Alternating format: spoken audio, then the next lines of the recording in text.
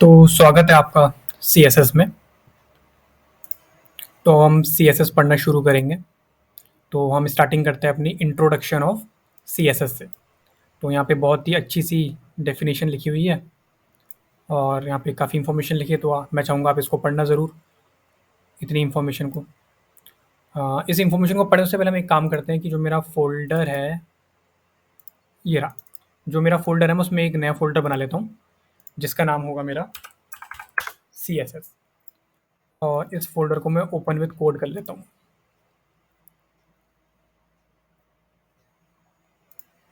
हाँ, तो इसको मैंने ओपन विद कोड कर लिया और हम थोड़ी चीज़ें सेटअप कर लेते हैं। पहले मैं एक फ़ाइल बना लेता हूँ HTML की, index.html। और इसमें मैं क्या करता हूँ, एक बॉयलर प्लेट लगाता हूँ, शिफ्ट प्लस एक्सक्लेमेशन मार्क दबा के और एंटर दबा के। और यहाँ ऊपर लिख देता हूँ टाइटल में लर्निंग CSS और इसे गो लाइव कर लेता हूँ। ठीक है, यहाँ पे आ गए हम। अपनी PDF में दोबारा वापस चलते हैं। तो अब हम बात करेंगे CSS की। तो पहले तो यहाँ पे बहुत अच्छी एक डेफिनेशन और इन्फॉर्मेशन लिखी है, तो उसको मैं चाहूँगा आप ज़रूर पढ़ना। काफ़ी अच्छे से इसमें बता रखा है। और अब हम अपनी बात करते हैं कि हम कैसे पढ़ेंगे उसे। तो जो CSS होती है उसकी फुल फॉर्म होती है हमारी कास्केडिंग स्टाइल शीट। ये हमारे HTML के जो हम HTML होता है जिससे कि हम वेबसाइट का स्ट्रक्चर बनाते हैं, उसको स्टाइल करने में हमारी मदद करता है CSS।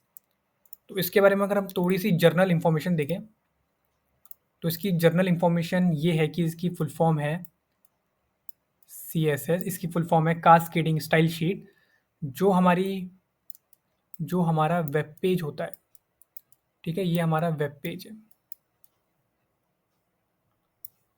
और इसके अंदर होते हैं हमारे HTML के एलिमेंट।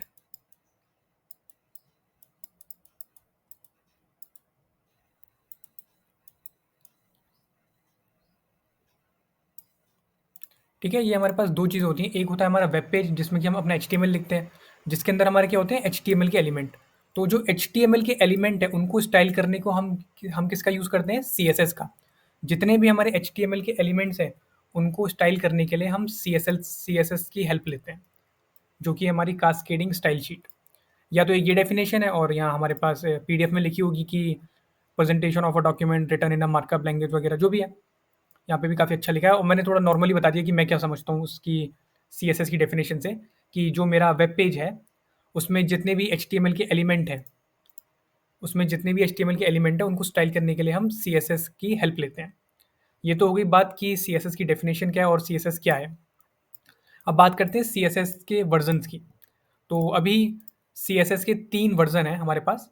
एक है हमारा CSS1, एक है हमारा CSS2, एक है हमारा CSS3।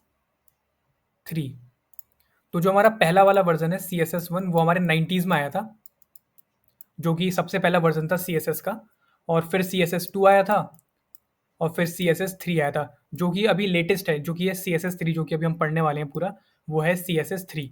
तो जो नया लेटेस्ट वर्ज़न है CSS का वो है हमारा CSS3। अब इससे पहले हम थोड़ा और आगे बढ़े CSS को पढ़ने के लिए, उसकी प्रॉपर्टी वगैरह पढ़ें, उसका सिंटैक्स वगैरह पढ़ें, उससे पहले हम बात समझते हैं कि हमें CSS सीखने से क्या फ़ायदे हैं। HTML सीखने के मुझे लगता नहीं कि बहुत ज़्यादा फ़ायदे हो सकते हैं, मतलब हो सकते हैं ऑफ कोर्स, बट इतने ज़्यादा फ़ायदे नहीं हो सकते HTML को सीखने के, जितने ज़्यादा कि CSS और जावास्क्रिप्ट को सीखने के हो सकते हैं। तो सबसे पहले मैं यहाँ लिखता हूँ CSS। इसके मैं 2 फ़ायदे की बात करूँगा, फ़ायदा नंबर 1 और फ़ायदा नंबर 2। तो जो सबसे पहला फ़ायदा है कि आप इससे अपनी जो वेबसाइट है, उसको स्टाइल कर सकते हो। मैं यहाँ लिख देता हूँ वेबसाइट। जो आपकी वेबसाइट है आप उसको स्टाइल कर सकते हो अपनी CSS की हेल्प से। फिर आप क्या कर सकते हो, जो आपकी मोबाइल की एप्लीकेशंस हैं, आप उनको भी CSS से स्टाइल कर सकते हो। हाँ, आप CSS से मोबाइल ऐप्स को भी आप स्टाइल कर सकते हो। रिएक्ट नेटिव नाम का एक फ्रेमवर्क होता है जावास्क्रिप्ट का, जिसमें कि CSS से आप मोबाइल ऐप्स को भी डिज़ाइन कर सकते हो। तो मैं इसको थोड़ा मिटा देता हूँ, रिएक्ट नेटिव को। ठीक है, मोबाइल ऐप। फिर बात आती है डेस्कटॉप ऐप की।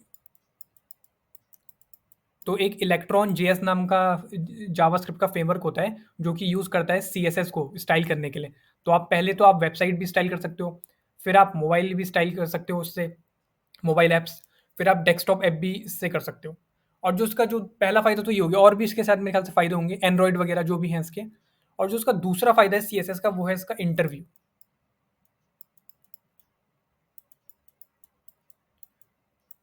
अनलेस जैसे कि जो हमारे पास अनलेस जैसे कि हमारे पास एचटीएमएल होती है, तो एचटीएमएल के बड़े कम चांसेस होते हैं कि वो आपसे पूछेगा इंटरव्यू में। लेकिन सीएसएस तो वो आपसे पूछेगा ही पूछेगा, मतलब मान लो ये तो लिखा हुआ है, मतलब ये तो गारंटी ले लो कि आपसे सीएसएस पूछेगा ही पूछेगा इंटरव्यू में। तो आप सीएसएस दो चीज़ों के लिए पढ़ो, पहले तो आप इंटरव्यू के लिए पढ़ो ऑफ कोर्स, जो कि आप पढ़ ही रहे होगे। और जो पहला वाला है, आप उससे अपनी वेबसाइट स्टाइल कर सकते हो, आप उससे अपनी मोबाइल ऐप कर सकते हो स्टाइल, और फिर आप उससे अपना डेस्कटॉप ऐप भी उससे कर सकते हो। तो सीएसएस सिर्फ वेब तक लिमिटेड नहीं है, सीएसएस एक बहुत बड़ा फील्ड हो चुका है। उसके बहुत सारे फ्रेमवर्क्स हैं जो कि हम बाद में पढ़ेंगे कभी। लेकिन अभी हम सीएसएस के बारे में समझ रहे हैं, तो बात ये है कि सीएसएस आप बहुत जगह यूज़ कर सकते हो। एक बहुत ज़्यादा वाइड व्यू है सीएसएस का। एक्चुअली बात ये है कि जो हमारा सीएसएस है ना, कहाँ गया मेरा मार्कर? ये रहा। जो हमारा सीएसएस है और जो हमारी जावास्क्रिप्ट है, ये बहुत ज़्यादा वाइडली यूज़ होती है हर जगह। पहले होता था कि सिर्फ वेब में यूज़ होती थी सीएसएस और जावास्क्रिप्ट, लेकिन अब हर जगह यूज़ होती है। सीएसएस और जावास्क्रिप्ट दोनों एक साथ यूज़ करके आप मतलब कुछ भी बना सकते हो। आप मोबाइल ऐप बना सकते हो, आप वेब ऐप बना सकते हो, आप एंड्रॉइड वगैरह बना सकते हो, और जो भी आपके मतलब आप जितना आप सोच सकते हो, आप उतना बना सकते हो। और इंटरव्यू से और या फिर आप किसी कंपनी के लिए तैयारी करो, तो as a front end developer तो आपको बहुत ज़रूरी है ही दोनों के दोनों। तो ये दोनों तो बहुत अच्छे से सीखना भी चाहिए। और एक बात ये भी है कि ये दोनों बहुत बड़ी हैं। सीएसएस और जावास्क्रिप्ट नॉर्मल लैंग्वेजेस से बहुत ज़्यादा बड़ी हैं। अगर आप पढ़ने बैठोगे तो एचटीएमएल तो बहुत छोटा था, लेकिन सीएसएस और जावास्क्रिप्ट एक ऐसी लैंग्वेजेस हैं जो कि बहुत बड़ी हैं। और सीएसएस मेरी स्क्रिप्टिंग लैंग्वेज है, I mean markup language. Markup language जैसे कि एचटीएमएल है, और जावास्क्रिप्ट मेरी प्रोग्रामिंग लैंग्वेज है। तो ये काफ़ी बड़े हैं, तो इनको हम थोड़ा आराम से और अच्छे से पढ़ेंगे। जैसे कि मैंने एचटीएमएल में बहुत तेज़ी से हमने करा था, उसको ऐसा हम सीएसएस और जावास्क्रिप्ट में नहीं करेंगे, हम थोड़ा हल्के-हल्के पढ़ेंगे सीएसएस और जावास्क्रिप्ट को। तो यहाँ तक की ये कहानी मैं बता रहा था अपनी सीएसएस की। और हमने पढ़ लिया कि जो कहाँ गई मेरी पीडीएफ, ये रही। तो जो हमारी एचटीएमएल के एलिमेंट हैं, उनको स्टाइल करने के लिए हम सीएसएस का यूज़ करते हैं। तो अभी हमारे पास 2 डायग्राम है, जो कि गिटहब का है, जो कि गिटहब हमारी वेबसाइट है। तो पहली वेबसाइट में तो आप देख रहे हो कि अच्छी खासी उसमें सीएसएस लगी है। तो पहला वाला आप देखोगे उसमें अच्छी खासी सीएसएस लगी हुई है पहले वाली वेबसाइट में, जो कि हमारी गिटहब की है। और बिना सीएसएस के देखो पेज ऐसा दिखता है, जो कि कुछ नहीं है उसके अंदर, बिल्कुल कुछ नहीं है, मतलब कोई स्टाइल ही नहीं है। तो इसलिए हमारी सीएसएस बहुत ज़्यादा ज़रूरी होती है किसी भी वेबसाइट के लिए। एक और बात मैं बताना यहाँ पे भूल गया, अगर आप एक फ्रंट एंड डेवलपर हो या फिर आप जो भी डेवलपर हो, आप मान लो कि 2 वेबसाइट बना रहे हो। मेरे पास 2 डिफरेंट डिफरेंट डेवलपर हैं, उन्होंने 2 वेबसाइट बनाई। वेबसाइट 1 और ये रही वेबसाइट 2। ठीक है? तो अगर इसमें आप देखोगे, जो आपका एचटीएमएल लिखेगा पहला वेबसाइट वाला, वो 99% सेम होगा।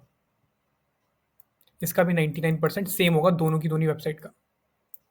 लेकिन जैसी बात आएगी सीएसएस की, तो बहुत कम चांसेस हैं, less chances,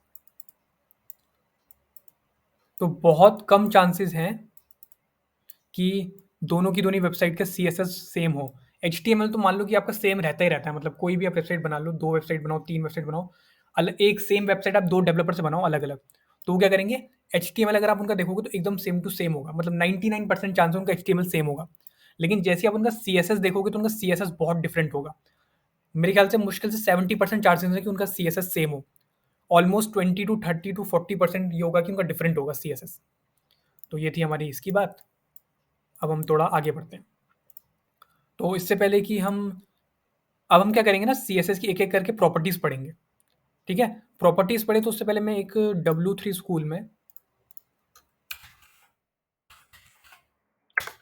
W3 school, internet थोड़ा स्लो आ रहा है मेरा। ये रहा मेरा सीएसएस। आई होप इसमें कोई एग्ज़ाम्पल दिया हो सीएसएस का। हाँ, तो इसमें मैं जो भी बात बता रहा था कि 99% एचटीएमएल सेम होता है, तो देखते हैं कि एक एचटीएमएल लिखा है हमारे पास इस पेज में, ये जो ग्रीन-ग्रीन है और ब्लू-ब्लू है, यहाँ पे क्या है हमारे पास एक एचटीएमएल लिखा है, और उसमें style sheet 1, style sheet 2, style sheet 3, style sheet 4 और नो स्टाइल। तो देखो बिना स्टाइल के तो आपका ये दिखेगा, ये एकदम प्योर HTML है। इसमें हमने पहले भी पढ़ा है, कुछ है ही नहीं इसमें। हेडिंग है और ये लिस्ट बना रखी है एक। नो स्टाइल कहाँ गया? हाँ, ठीक है। दोबारा एक हेडिंग ले रखी है, थोड़े से एंकर टैग लगा रखे हैं, 4 एंकर टैग, ठीक है। और ये साइड बार है, ये भी एक हेडिंग होगी, और ये पैराग्राफ टैग लगा रखा है। तो मतलब नॉर्मल सी आपकी जो हमारा HTML होता है, कहाँ गया, बार-बार क्यों आ रहा है ये? ठीक है, तो जो हमारा नॉर्मल सा एक HTML होता है। अब देखो जैसे ही मैं स्टाइल नंबर 1 पे करूँगा, देखो ये एक डेवलपर ने CSS लिख रखी है इसकी ऐसी। अब मैं जैसे ही स्टाइल शीट 2 पे क्लिक करूँगा, ये किसी दूसरे डेवलपर ने लिख रखी है CSS, तो देखोगे एकदम पूरी वेबसाइट चेंज हो गई। पहले वाली CSS देखोगे तो देखो किसी ने ऐसी CSS लिख रखी थी, और जैसे ही दूसरी देखोगे तो एकदम से चेंज हो गया। वेब पेज ऐसा लग रहा है कितना अच्छा हो गया हमारा, वैसे काफ़ी अच्छी बना रखी है स्टाइल शीट 2। अब अगर आप तीसरे देखोगे, तीसरे डेवलपर ने कैसा लिख रखा है, उसने ऐसा लिख रखा है, और चौथे डेवलपर ने ऐसा लिख रखा है, और ये जो पाँचवा वाला है वो तो नो स्टाइल है। तो मैं इसमें ये बताना चाह रहा हूँ कि अगर different different developer different different CSS लिखते हैं, और CSS अच्छा लिखना बहुत ज़्यादा ज़रूरी है हमारे लिए। तो अगर आप देखोगे पहली वाली CSS बहुत मतलब नॉर्मल सी है, और दूसरी वाली CSS देखोगे तो मतलब अच्छी खासी है, मतलब अच्छी लग रही है वेबसाइट। तो आपकी पूरी वेबसाइट का लुक चेंज करता है CSS। और देखो कैसे स्टाइल कर रखा है, मतलब कहाँ पे कलर वगैरह है, कितनी बड़ी हेडिंग होगी, और वगैरह वगैरह। तो ये काफ़ी अच्छा एग्जांपल दे रखा है W3 स्कूल में, तो उसे देख लेना एक बार। तो अब हम अपनी PDF में चलते हैं। तो हम इससे पहले की बात करें कि टाइप्स ऑफ CSS, उससे पहले मैं बात करना चाहूँगा CSS के सिंटैक्स के बारे में। क्योंकि जब भी हम कोई लैंग्वेज सीखते हैं तो हमें पहले सिंटैक्स पता होना चाहिए। जैसे हम पहले HTML सीख रहे थे,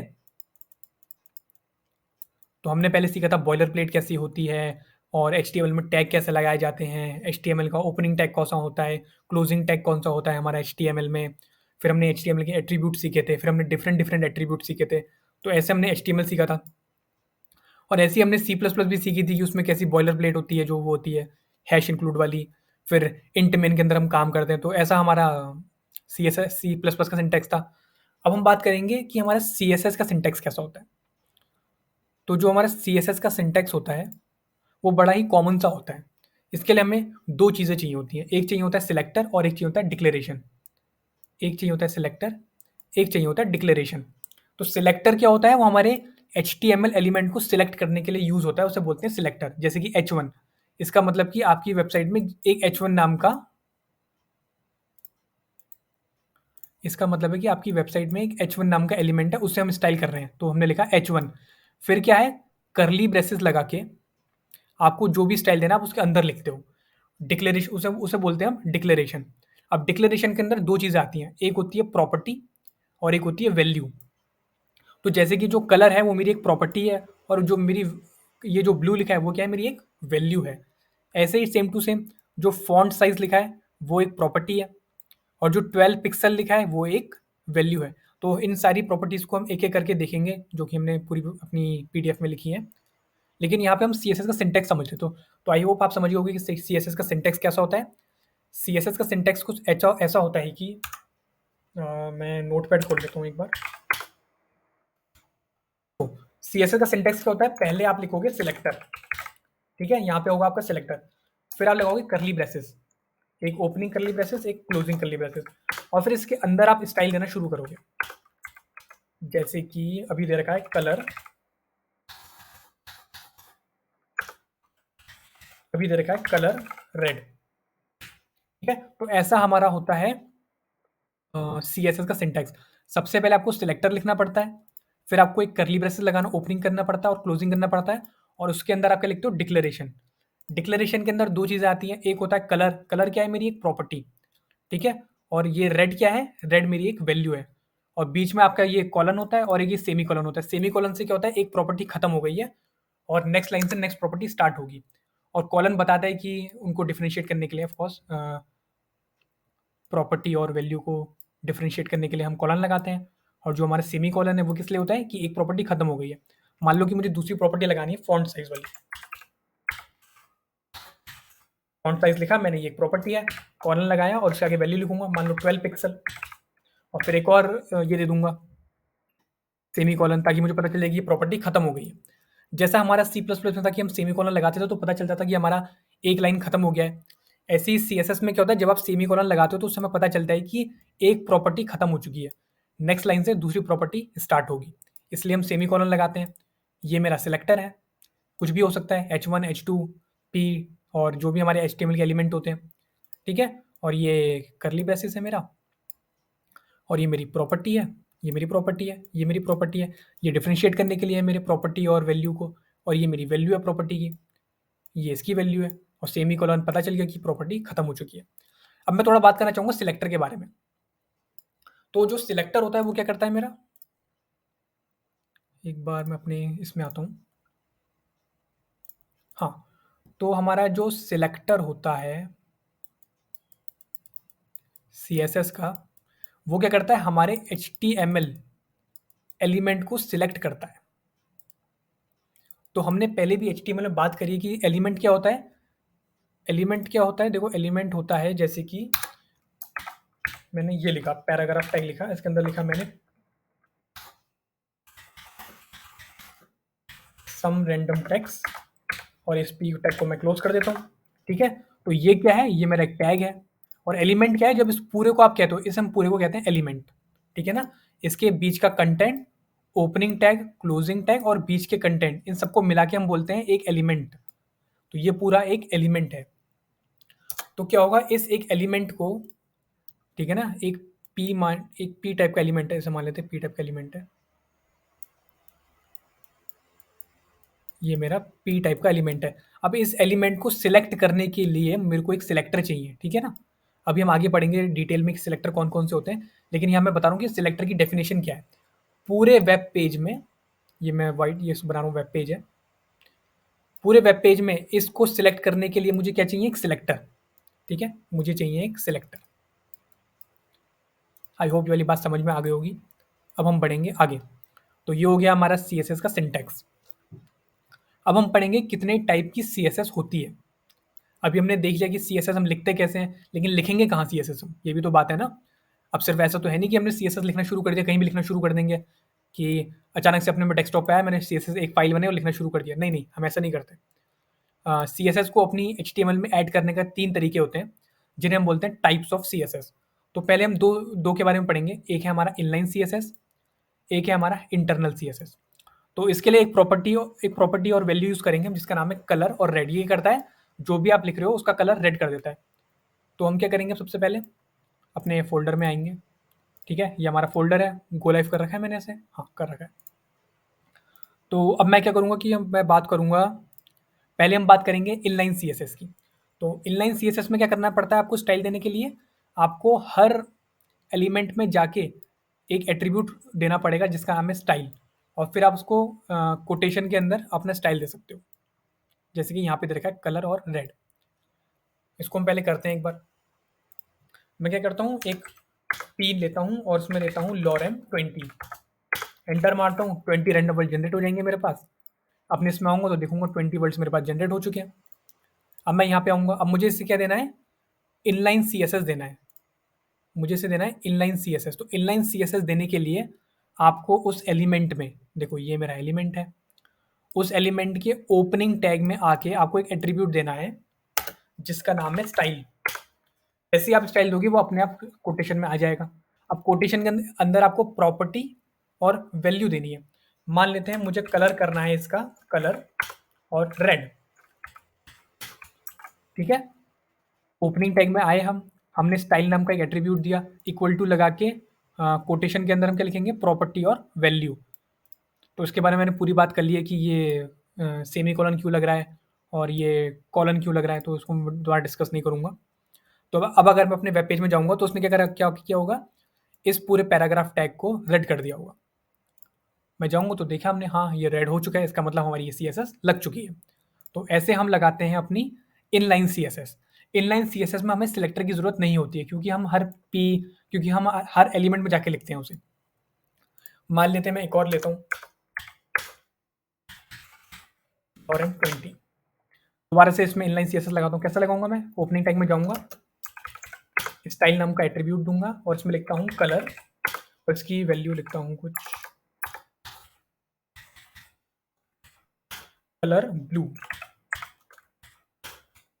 अब इसका क्या होगा, अब ये जो पूरा एलिमेंट है ये क्या हो गया होगा, ब्लू हो गया होगा। अब मैं जाऊँगा तो ठीक है, तो देखो दूसरा वाला पूरा ब्लू हो चुका है, ये वाला, ठीक है। तो ये होती है हमारी इनलाइन CSS। हमें हर एलिमेंट के ओपनिंग टैग में जाके स्टाइल नाम का एट्रीब्यूट देना होता है, फिर उसके अंदर हमें CSS लिखनी होती है। ठीक है, तो मैं इसे दोबारा से हटा देता हूँ ताकि हम दूसरी CSS पढ़ेंगे ना। तो मेरी दूसरी CSS है जो कि है मेरी इंटरनल CSS। अभी हमने इनलाइन CSS पढ़ ली, अब हम पढ़ेंगे इंटरनल CSS। इंटरनल CSS में आपको क्या करना पड़ता है, आपको एक स्टाइल नाम का टैग खोलना पड़ता है और फिर उसके अंदर आप CSS लिखते हो। अब ये स्टाइल नाम का टैग आप कहाँ खोलोगे, तो हमने पहले भी बात करी है कि जब भी हमें कोई इन्फॉर्मेशन देनी होती है ब्राउज़र के बारे में, तो वो हमेशा आती है हेड टैग में। तो मैं हेड टैग में जाऊँगा और एक स्टाइल नाम का टैग खोलूँगा और फिर इसके अंदर मैं नॉर्मल जैसे CSS लिखते हैं वैसे लिखना शुरू करेंगे। जैसे कि मैं इसको ले लेता हूँ कि मैं इसको हटा देता हूँ दूसरे वाले को। मैं यहाँ लिखता हूँ कि जो मेरा P है उसका कलर कर दो आप रेड। अब मैं सेव करूँगा तो ये क्या है मेरी, ये है मेरी इंटरनल CSS। मैं भी भूल जाता हूँ बीच-बीच में। तो ये क्या करेगा कि इसको क्या करेगा, रेड कर देगा इस एलिमेंट को, P टैग को, P एलिमेंट को रेड कर देगा। तो देखो उसने रेड कर दिया। तो ये है मेरी, मैं यहाँ पे लिख देता हूँ, ऐसा करता हूँ कमेंट बना के इंटरनल CSS। ठीक है, तो काफ़ी अच्छा लग रहा है देखने में। तो ये मेरी इंटरनल CSS है। अब हम बात करेंगे एक्सटर्नल CSS की। तो इसमें क्या करते हैं हम एक्सटर्नल CSS में, हम एक अलग से स्टाइल शीट बनाते हैं और फिर उसमें CSS लिखते हैं। उसे बोलते हैं हम एक्सटर्नल CSS। तो उसके लिए हमें क्या करना पड़ता है, हमें एक लिंक नाम का टैग होता है, उसको लगाना पड़ता है और उसमें हमें क्या देना पड़ता है, उसके अंदर 2 चीज़ें होती हैं। एक होता है REL जो कि ये लिखा है और एक होता है HREF। तो जो REL होता है वो रिलेशन डिफाइन करता है आपके इस फाइल से। किसके लिए? आपके वेब पेज पे। ठीक है, तो इसका क्या रिलेशन है, ये स्टाइल शीट है, मतलब ये CSS की शीट है। तो REL में लिखा है स्टाइल शीट। और दूसरा आता है HREF। तो HREF ने पहले भी पढ़ा है एंकर टैग में। क्या होता है कि डेस्टिनेशन बताता है कि वो फाइल कहाँ पे है। तो अगर सेम फ़ोल्डर में है तो सिंगल इससे खोलोगे और अगर रूट फ़ोल्डर में है तो किससे खोलोगे आप, डबल लगा के। तो इसको हम करके देखते हैं अभी के अभी। तो अब मैं क्या करता हूँ, ये इंटरनल CSS हटा देता हूँ।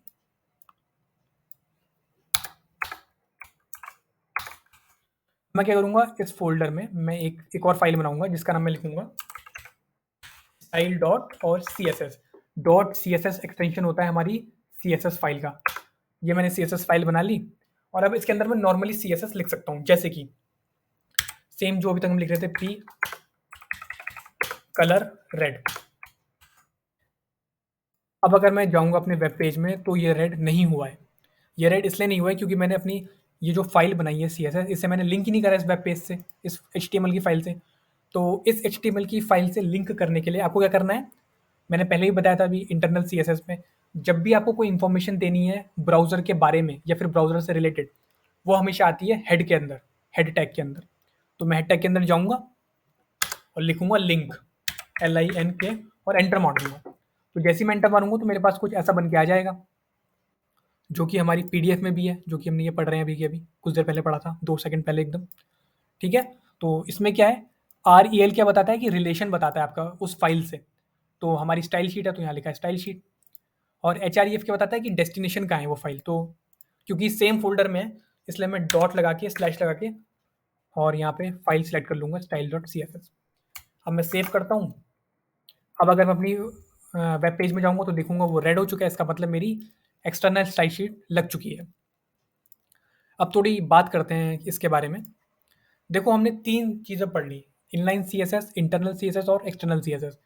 तो मैं सीधे-सीधे बताता हूँ, इनलाइन CSS कभी भी यूज़ नहीं करते, कभी भी नहीं करते। इंटरनल CSS ये भी कभी भी नहीं करते। हाँ, हमेशा कौन-सी CSS यूज़ करते हैं? हम हमेशा एक्सटर्नल CSS यूज़ करते हैं, क्योंकि इससे मैं इसका फ़ायदा बताता हूँ क्या है। देखो इनलाइन CSS में क्या है ना, आपको हर बार, हर एलिमेंट में जाके लिखना पड़ेगा। जैसे कि अभी हम लिख रहे थे कुछ देर पहले, हर एलिमेंट में जाके लिखना पड़ेगा, तो बहुत ज़्यादा पेनफुल होता है और बहुत ज़्यादा लेंथी हो जाता है, इसलिए हम उसको नहीं करते। इसलिए हम इनलाइन CSS नहीं करते। फिर आता है इंटरनल CSS। इंटरनल CSS में क्या है, आप नॉर्मली जैसे एक्सटर्नल एक्सटर्नल CSS में लिखते हो वैसे ही लिखते हैं। लेकिन इसमें क्या है ना, जो हमारा HTML का पेज है इसी में आप स्टाइल शीट खोलो, ये क्या करता है हमारे HTML के पेज को बहुत बड़ा बना देता है, तो हम वो नहीं चाहते।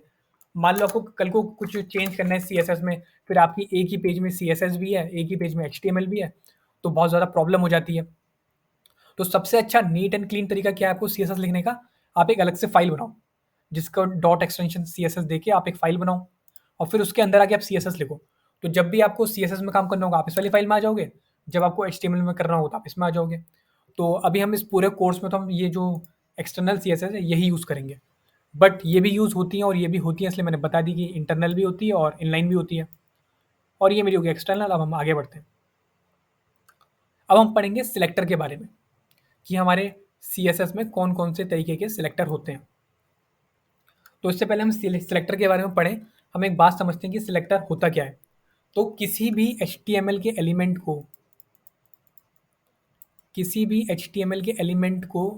एलिमेंट लिख देता हूँ यहाँ पे, किसी भी एचटीएमएल के एलिमेंट को सिलेक्ट करने के लिए हम सिलेक्टर का यूज़ करते हैं। ठीक है, हमारे पास क्या होते हैं, अब डिफरेंट डिफरेंट सिलेक्टर होते हैं। अब हम वो डिफरेंट डिफरेंट सिलेक्टर पढ़ेंगे एक एक करके। तो सबसे पहला है मेरा टैग सिलेक्टर। ठीक है ना, इसमें क्या होता है, आप डायरेक्ट टैग का नाम लिख देते हो। जैसे कि यहाँ पे फोटो है, आई मीन कोड है, तो कोड में देखो डिव लिख रहेगा, तो डिव क्या है, एक टैग का नाम है। इससे प्रॉब्लम क्या है, ये क्या करेगा, जितने भी डिव हैं आपके उसमें, जितने भी आपकी वेबसाइट में डिव है उन सबका कलर क्या कर देगा, रेड कर देगा। ठीक है, इसकी प्रॉब्लम क्या है, इसकी प्रॉब्लम ये है कि सारे एलिमेंट को सेलेक्ट कर लेगा। अगर मैंने यहाँ पे लिखा है पी, तो मेरे वेब पेज में जितने भी पी टैग है उन सबको कलर कर देगा। और मान लो मैंने लिखा H1, तो जितने भी H1 है, वैसे H1 तो एक ही होना चाहिए मेरी वेबसाइट में, लेकिन तब भी मान लो आपने लिख लिया ज़्यादा H1 से ज़्यादा, चलो H2 ले लेते हैं इसे, चलो H3 ले लेते हैं। H3 जितने भी हो सबको क्या करेगा, सबको रेड कलर कर देगा। ठीक है, तो उसका लिखने का ये तरीका है, तो वो सबको रेड कर देगा। दूसरे की बात करते हैं हम आईडी सिलेक्टर के बारे में और क्लास सिलेक्टर के बारे में। तो आईडी और क्लास सिलेक्टर के बारे में उससे पढ़ें, उससे पहले हमें पता होना चाहिए कि आईडी क्या होती है और क्लास क्या होती है। तो आईडी क्या होती है, यूनिक होती है, हर एलिमेंट की एचटीएमएल के एक यूनिक आईडी होती है। तो क्या करते हैं, जब भी हमें किसी भी एलिमेंट को यूनिकली आइडेंटिफाई करना है हम यूज़ करते हैं आईडी सिलेक्टर। मैंने बहुत सारे टिक लगा दिए, मुझे बहुत सारा कंफ्यूजन हो रहा है, सब मिटा देता हूँ। अरे अब मिट जा भाई। हाँ, तो हम बात कर रहे थे आईडी और क्लास की। तो आईडी क्या होता है, आईडी एक यूनिक होती है, हर एलिमेंट की यूनिक आईडी होती है। और क्लास क्या होती है, क्लास सेम भी हो सकती है और यूनिक भी हो सकती है। और आईडी और क्लास के बीच में सबसे बड़ा डिफरेंस क्या है, आईडी क्या होता है, किसी भी चीज़ को यूनिकली आइडेंटिफाई करती है, क्लास क्या करती है, बहुत सारों को एक साथ आइडेंटिफाई करती है। जैसे कि मेरे पास 2 पी टैग हैं, इनकी आईडी अगर है, ठीक है ना, तो आईडी अलग-अलग होगी। तो मैं एक बार में इसको सेलेक्ट करूँगा और एक बार में इसको सेलेक्ट करूँगा। लेकिन अगर मेरे पास क्लास है, तो मैं दोनों को सेम क्लास दूँगा, ठीक है? तो मैं दोनों को सेम क्लास दूँगा और दोनों को एक साथ सेलेक्ट कर लूँगा। तो ये मेरा होता है आईडी सिलेक्टर, ये होता है मेरा क्लास सिलेक्टर। आईडी सिलेक्टर को सिलेक्ट करने के लिए क्या करना पड़ता है, जो उसका सिलेक्टर होता है, उसका सिलेक्टर होता है ऐसा, हैश वाला। हैश लिख के और फिर आप जो भी आईडी दे रहे हो, जो भी आईडी का नाम है, यहाँ पे आईडी का नाम आ जाएगा, आईडी नेम। और क्लास सिलेक्टर कैसे लिखते हैं, आपको डॉट बनाना है और फिर क्लास का नाम लिखना है, क्लास नेम। ठीक है, ये होता है मेरा क्लास सिलेक्टर। अब हम बात करते हैं ग्रुपिंग सिलेक्टर की। ग्रुपिंग सिलेक्टर क्या होता है, आप अगर कॉमा देके करोगे तो एक से ज़्यादा सिलेक्टर पे वो चीज़ अप्लाई हो जाएगी। जैसे कि देखो ये मेरा ये मेरा आईडी सिलेक्टर है, हैश लगा के लिखा है। ये मेरा कौन सा है, डॉट लगा के लिखा है, ये मेरा है क्लास सिलेक्टर। देखो ये सबसे पहला वाला है मेरा नेम टैग सिलेक्टर। दूसरा वाला मेरा हैश लगा के लिखा है, मतलब कि आईडी सिलेक्टर। तीसरा वाला डॉट लगा के लिखा है, मतलब कि क्लास सिलेक्टर। और देखो ये कॉमा लगा के लिखा है, इसका मतलब क्या है, ये है मेरा ग्रुपिंग सिलेक्टर। ठीक है, इसमें क्या होगा, आप एक साथ एक या एक से ज़्यादा, दो या दो से ज़्यादा एलिमेंट पे स्टाइल लगा सकते हो। देखो ये वाला, कितने भी लगा सकते हो, H1 लिख लो, कॉमा लगा दो और वो सेम में लगती चली जाएगी। अब एक पाँचवें की बात करते हैं जो कि ना के बराबर यूज़ होता है और बहुत कम यूज़ होता है, वो है हमारा यूनिवर्सल सिलेक्टर। इसका क्या होता है, स्टार लगा के आपको लिखना पड़ता है और ये सेम टू सेम, मतलब कर्ली ब्रेसेस में जैसे लिखते हैं हम लोग।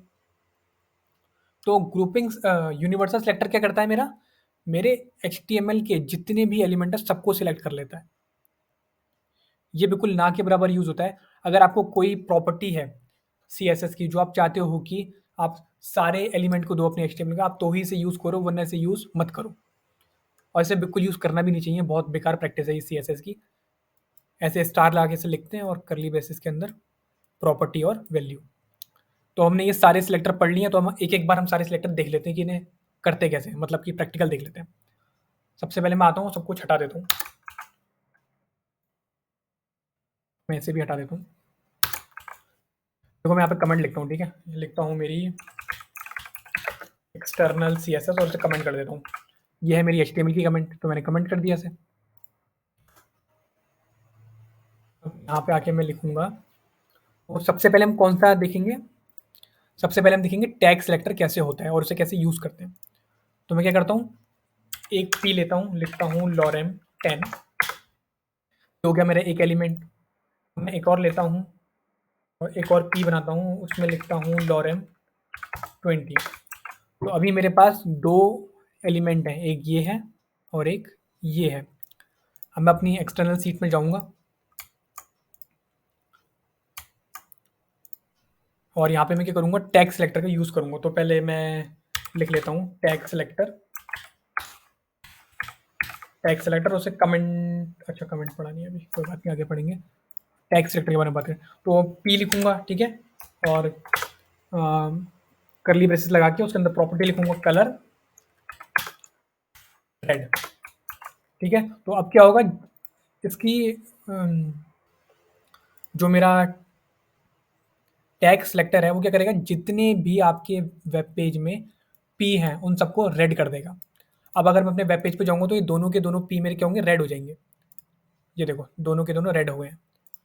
और अगर मैं एक और ले आऊँगा पी lorem 30, तो वो क्या है, वो भी रेड हो जाएगा। क्यों? क्योंकि आपने क्या यूज़ करा है, टैग सिलेक्टर यूज़ करा है आपने। देखो टैग सिलेक्टर यूज़ करा है, और टैग सिलेक्टर क्या करता है कि जितने भी टैग होंगे आपके, जो कि पी जितने भी पी होंगे आपके वेब पेज में, उन सबको वो रेड कर देगा। तो ये है मेरा टैग सिलेक्टर। अब बात करूँगा मैं आईडी सिलेक्टर और क्लास सिलेक्टर की। तो मैं क्या करता हूँ, यहाँ पे मैं आता हूँ और सबसे पहले वाले को मैं दूँगा आईडी। पहले मैं ये टैग सिलेक्ट हटा देता हूँ, सेव।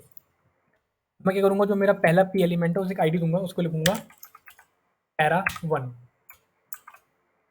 और दूसरे वाले में आऊँगा, लिखूँगा आईडी para2। तो हमने पहले भी बात करी है कि आईडी सबकी डिफरेंट डिफरेंट होनी चाहिए सारे एलिमेंट की, और इनमें मैं एक-एक क्लास दूँगा, सेम क्लास। क्लास है पैरा, और दूसरे वाले में भी क्लास दूँगा पैरा। तो हमने हमने पहले भी बात कर रखी है, आईडी क्या है, एक एट्रीब्यूट है। क्लास क्या है, वो भी एक एट्रीब्यूट है। और इक्वल टू ला के हम एट्रीब्यूट लिखते हैं, हमने पहले ही बात करी है एचटीएमएल में। तो एचटीएमएल के बारे में बिल्कुल भी बात नहीं करना चाहूँगा इसमें, तो समझ जाना सारी बातें, ठीक है? तो उसमें मैंने क्लास दे दी और उसमें मैंने क्लास दे दी पैरा। क्लास क्या है, मैं सेम भी दे सकता हूँ और डिफरेंट भी दे सकता हूँ, लेकिन मुझे दोनों में स्टाइल लगाना है, तो इसलिए मैं दोनों को पैरा दे रहा हूँ। तीसरे वाले में मैं आऊँगा, उसमें क्लास दूँगा नो पैरा, ठीक है? तो मैंने अभी-अभी क्या करा, 3 पैराग्राफ टैग है मेरे पास, सबको मैंने आईडी और क्लास दे दी। तो सबसे पहले बात करेंगे हम आईडी सिलेक्टर की। तो आईडी सिलेक्टर को लिखने के लिए आपको क्या लगाना पड़ता है, हैश लगा के और आईडी का नाम। तो मैं किसी एक पैराग्राफ को, मैं सेकंड पैराग्राफ को देखता हूँ, पैरा2। आईडी का नाम है पैरा2, और सेम टू सेम जैसे हम सीएसएस लिखते हैं, कलर रेड। अब मैं अगर अपने वेब पेज में जाऊँगा, तो देखो सेकंड एलिमेंट की आईडी है पैरा, तो वो सिर्फ इसको रेड करेगा, सेकंड वाले को। देखो सिर्फ उसने सेकंड वाले को रेड करा है, जो ये वाला है। तो उसने सिर्फ सेकंड वाले को रेड करा है। अब बात करेंगे अब किसकी, ये है मेरा आईडी सिलेक्टर। अगर मुझे डिफरेंट डिफरेंट स्टाइल देने हैं, मान लो मुझे पहली वाली आईडी सिलेक्ट करनी है, तो पैरा1 colour blue, control plus S दबा के सेव करूँगा। अब मैं अपने वेब पेज में देखो पहले वाली सेट कर ली, क्योंकि पहले वाली की आईडी डिफरेंट थी। ऐसे हम यूज़ करते हैं अपना आईडी सिलेक्टर। अब बात करता हूँ मैं क्लास सिलेक्टर की, तो उसके लिए मैं ये सब हटा देता हूँ पहले। तो देखो मेरे पास 3 तरीके की क्लास है। पहला क्या है कि मेरा जो पहला एलिमेंट है उसमें पैरा क्लास है, और जो दूसरा एलिमेंट है उसमें पैरा क्लास है। तो अगर मैं पैरा क्लास को लेके कोई स्टाइल लिखूँगा तो वो इन दोनों में अप्लाई हो जाएगा, क्योंकि दोनों की क्लास सेम है। और अगर मैं पैरा नो पैरा से दूँगा तो सिर्फ इस वाली में होगा। तो सबसे पहले मैं क्या करता हूँ, तीसरा वाला जो कि नो पैरा, उसमें लाके दिखाता हूँ। मुझे क्या लिखना है, डॉट लिखना है और क्लास का नाम लिखना है। तो लास्ट वाली है नो पैरा, और सेम टू सेम कलर दे देता हूँ, कलर रेड। अब देखते हैं क्लास कौन सी है मेरी, थर्ड वाली क्लास है जिसका नाम है नो पैरा, तो सिर्फ इसमें अप्लाई होगा। तीसरा वाला जो पैराग्राफ टैग है वो रेड, वो ब्लू हो जाएगा। ओके, मैंने रेड लिखा था क्या? ठीक है, रेड लिखा था तो रेड हो गया। तो जो मेरा तीसरा वाला पैराग्राफ टैग है वो देखो रेड हो चुका है। अब हम बात करेंगे, हाँ अब हम बात करते हैं कि इन पे लगाते हैं। देखो उनकी दोनों की सेम क्लास है, तो मुझे डिफरेंट डिफरेंट नहीं लिखना पड़ेगा, मुझे सिर्फ एक बार लिखना पड़ेगा और दोनों में अप्लाई हो जाएगी वो चीज़। डॉट लगा के क्लास का नाम जिसका नाम है पैरा।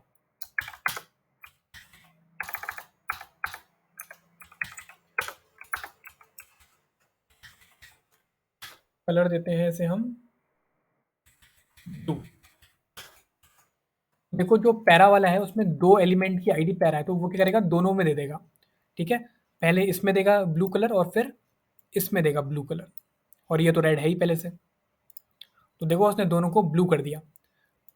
तो आई होप ये समझ में आ गई वाली बात कि जब भी आपको किसी एलिमेंट को सिंगल सिंगल एलिमेंट को आइडेंटिफाई करना है तो आप क्लास का यूज़ करो। देखो ये क्लास का यूज़ कर लो यहाँ पे, और अगर आपको चाहते हो कि दोनों को स्टाइल देना है तो आप दोनों को क्लास के साथ दे लो। अब हम बात करेंगे किसकी, ग्रुपिंग सिलेक्टर की। ग्रुपिंग सिलेक्टर पहले मैं सब कुछ हटा देता हूँ, ये पहला वाला, ये दोबारा सेम हो गया होगा। हाँ, अब मैं क्या करूँगा, मुझे ग्रुपिंग सिलेक्टर बताना है, तो ग्रुपिंग सिलेक्टर क्या होता है, कोई भी दो सिलेक्टर के बीच में अगर आप कॉमा लगा दो तो वो प्रॉपर्टी दोनों अप्लाई होती है। जैसे कि मैं क्या मैं क्या करूँगा ना, अभी क्या करता हूँ कि पैरा क्लास और नो पैरा क्लास दोनों में एक साथ लगाता हूँ। देखो पहले मैं लिखूँगा डॉट पैरा, ठीक है ना, तो ये क्या है, मेरा तीसरा वाला एलिमेंट है। ओ आई मीन ये दो है मेरे। ठीक है, अब मैं इसके बीच में कॉमा लगा देता हूँ और लिखता हूँ नो पैरा, नो पैरा और पैरा। ठीक है, अब मैं लिखता हूँ कलर रेड। देखो मैंने अभी सारे स्टाइल हटा दिए, मैंने एक लिखा है। ठीक है, ये है मेरा ग्रुपिंग सिलेक्टर जो कि हमने यहाँ पे पढ़ा है। देखो चौथा वाला जो ग्रुपिंग सिलेक्टर है, आप अगर कॉमा लगाओगे तो आप दो दो या दो से ज़्यादा सिलेक्टर में सेम चीज़ लगा सकते हो। तो अभी मैंने क्या करा, मैंने पैरा पहले मैंने पैरा वाला सिलेक्टर टैग करा, सिलेक्ट करा, और दूसरा मैंने नो पैरा वाला करा, तो क्या करेगा, सबको रेड कर देगा, तीनों के तीनों को। देखो तीनों को रेड कर दिया। अब ये सिर्फ ऐसा नहीं है, अगर मैं एक और पी एलिमेंट बना लूँ और उसको लिखूँ लॉरेन, ठीक है, ऑटोमेटिकली जनरेट हो गया, और मैं इसको आईडी दे देता हूँ पैरा। ठीक है, अब मुझे यहीं पे आके करना है, अगर मैं चाहता हूँ इसको भी मैं रेड कर दूँ, देखो अभी रेड नहीं होगा, ब्लैक होगा। देखो ब्लैक है। अब मैं यहाँ पे आऊँगा तो मैं ग्रुपिंग सेलेक्टर का यूज़ करता हूँ और मैं एक कॉमा देके लिखता हूँ उसकी आईडी। आईडी है क्या, न्यू पैरा। अब मैं सेव करूँगा तो तीसरा वाला भी रेड हो गया होगा, देखो वो भी रेड हो गया। तो मैं चाहूँ तो दो या दो से ज़्यादा जितनों जितनों को मुझे सेलेक्ट करना है, मैं उतने एलिमेंट को सिलेक्ट कर सकता हूँ कॉमा लगा के। अब हम बढ़ते हैं आगे, यूनिवर्सल सिलेक्टर जो कि ना के बराबर यूज़ होता है। इसको हटा देता हूँ मैं अभी के लिए। इसके लिए मुझे क्या करना पड़ता है, स्टार लगाना पड़ता है, और डायरेक्ट अब ये करता है आपके HTML के जितने भी एलिमेंट हैं उन सबको एक साथ सेलेक्ट करता है। अब अगर देखो मैं कलर लिखूंगा और रेड लिखूंगा तो वो क्या करेगा, HTML के जितने भी एलिमेंट है सबको रेड कर देगा। क्यों, क्योंकि उस वो सबको सेलेक्ट करता है एक साथ। अब मैं आऊँगा तो देखो सब सेलेक्ट हो गया। अब मगर मैं यहाँ H1 भी लिख दूँ, ओके ऊपर लिख देता हूँ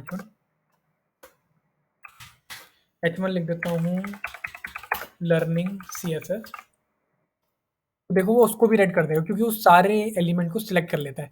तो इसको, ये जो हमारा यूनिवर्सल सिलेक्टर है, इसे कभी भी यूज़ नहीं करना चाहिए क्योंकि ये सारी चीज़ें बेकार कर देता है हमारे वेब पेज में, और कुछ इसका खास यूज़ है भी नहीं अगर हम देखें तो। तो मैं इसको भी हटा देता हूँ, सेव करता हूँ, और ये हमारा जो भी चल रहा है वेब पेज।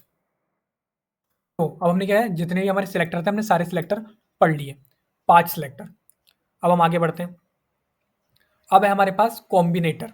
ठीक है, कॉम्बिनेटर क्या होता है, हमारे एक एडवांस सिलेक्टर होते हैं, उन्हें बोलते हैं हम कॉम्बिनेटर। तो पहले हम यहाँ पे थोड़ी छोटी सी लाइन लिखे पढ़ लेते हैं। A combinator is a something that explains the relationship between the selector. तो जब भी हमें दो सिलेक्टर के बीच में रिलेशन डिफाइन करना होता है तो हम यूज़ करते हैं HTML CSS कॉम्बिनेटर का।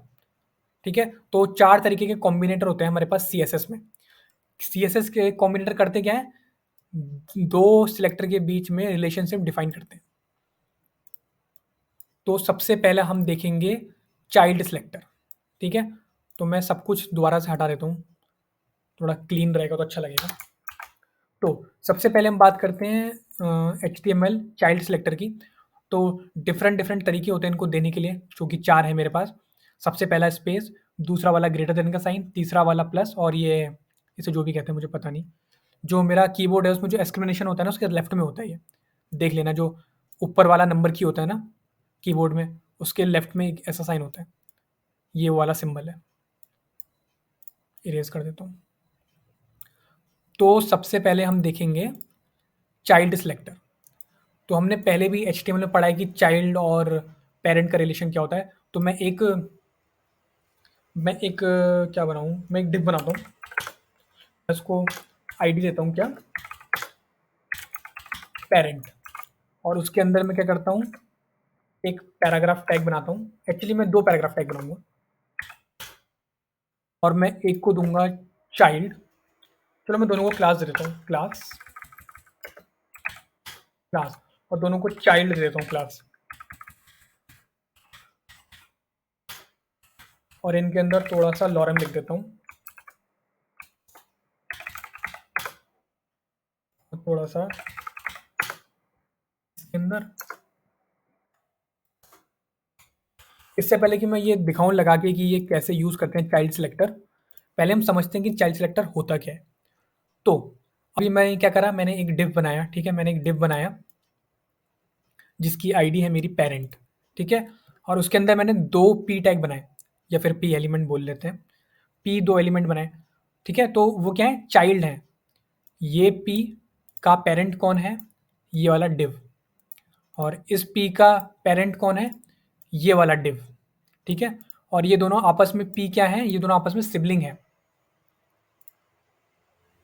कहाँ गई मेरा ये येलो वाला मार्कर, ये रहा, ठीक है? देखो, जो ये वाला मेरा पी है, ये मेरा क्या है, पेरेंट है।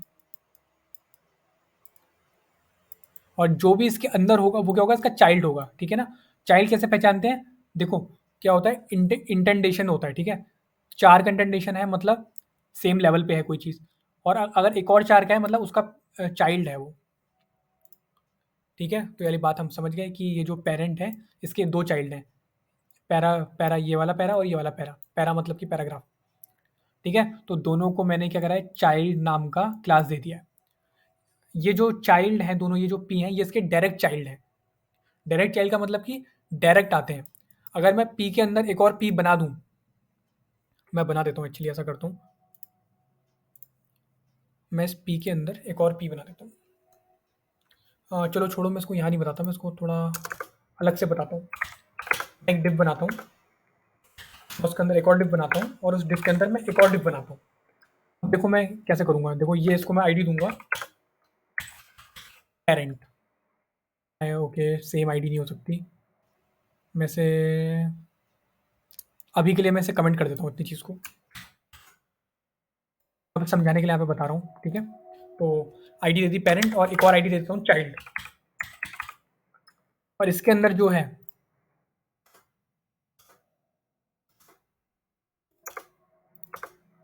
इसके अंदर जो डिव है मैं उसे देता हूँ एंड चाइल्ड, ठीक है? अब हम समझते हैं अपनी बात, हम मैं कि क्या बताना चाह रहा था। मेरा एक डिव है जिसकी आईडी है मेरी पेरेंट, ठीक है? वो किसका वो उसका चाइल्ड कौन है?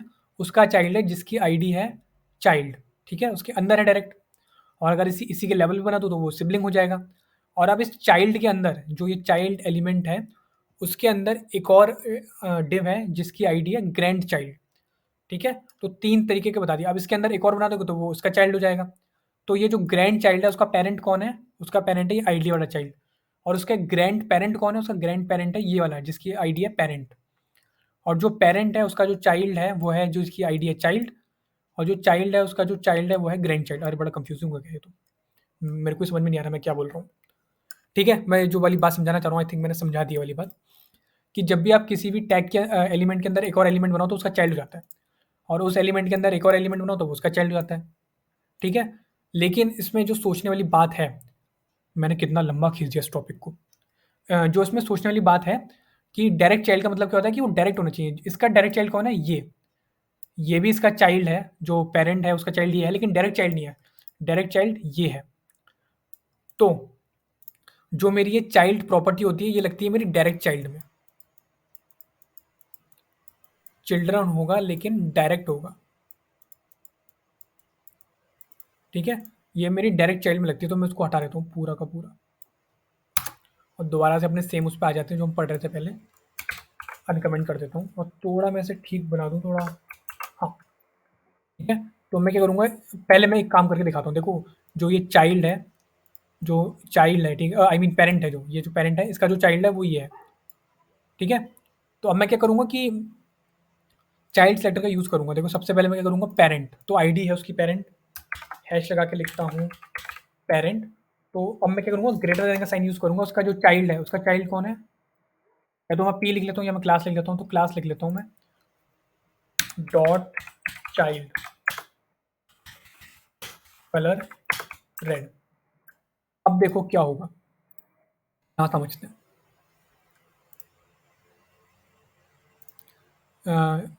ये जो आईडी है मेरी पेरेंट, इसका जो डायरेक्ट चाइल्ड है, जिसकी आईडी क्लास है चाइल्ड, सिर्फ उसको अप्लाई होगा ये चीज़। इसको मैं डिलीट करता हूँ और अब मैं देखता हूँ। देखो, देखो, जो ये मेरी आई जो मेरा डिव है जिसकी आईडी है पेरेंट, उसके दो चाइल्ड हैं, एक ये वाला पी और एक ये वाला पी। और उसके अंदर जिनकी क्लास चाइल्ड है उन पे ये अप्लाई होगा, लेकिन इसकी कंडीशन क्या है? डायरेक्ट चाइल्ड होना चाहिए, ठीक है ना। मतलब इसके इनके पास सेम लेवल पे होना चाहिए, तो उसे बोलते हैं डायरेक्ट चाइल्ड। अब मैं अपने पेज पे आऊँगा, देखो तो दोनों रेड हो गए। लेकिन अगर मैं इस चाइल्ड के अंदर एक और पी बना दूँ, चलो मैं पीने में एक पी टैग ले लेता हूँ। प्री के अंदर लिखता हूँ this is grand child of if with id parent।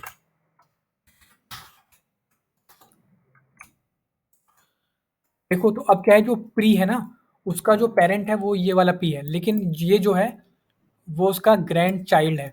और जो मेरा ये वाला सिलेक्टर है ये सिर्फ डायरेक्ट चाइल्ड पे लगता है, तो ये चीज़ का कलर रेड नहीं हुआ होगा। देखो, मैं आऊँगा तो देखो, इस चीज़ का कलर रेड नहीं हुआ है।